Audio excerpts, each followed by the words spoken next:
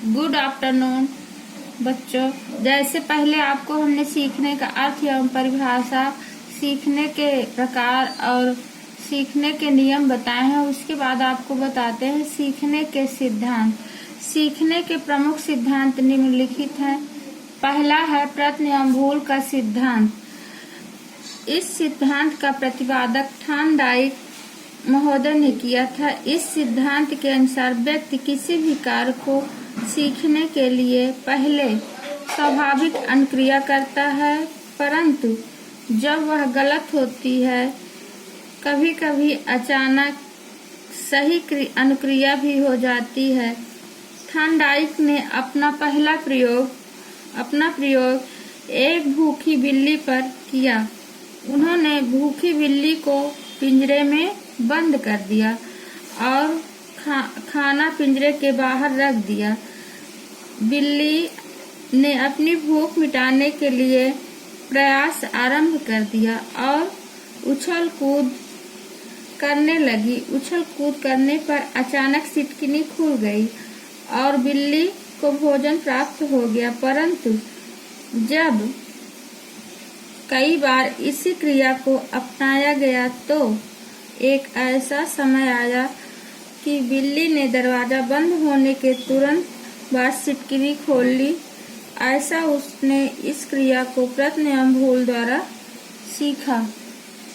इसके बाद प्रयत्न एवं भूल के सिद्धांत का महत्व।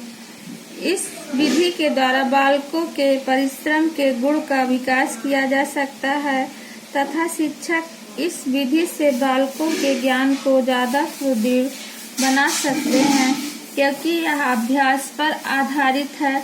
शिक्षा की उपयोगिता।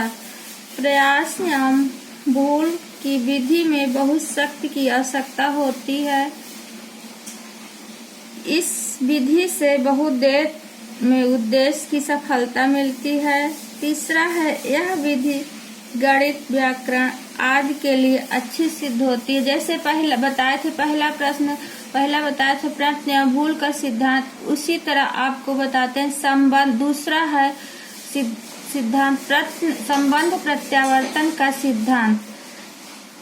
जब किसी स्वाभाविक उत्तेजना का अस्वाभाविक उत्तेजना से संबंध स्थापित हो जाता है और वह अस्वाभाविक उत्तेजना के प्रति स्वाभाविक प्रतिक्रिया करने लगता है, तो इस क्रिया के सीखने संबंध प्रत्यावर्तन द्वारा सीखना कहते हैं।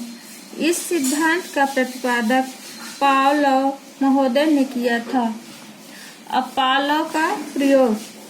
पावलोव ने कुत्ते पर यह प्रयोग किया। उन्होंने कुत्ते को घंटी बजाने के तुरंत बाद भोजन दिया।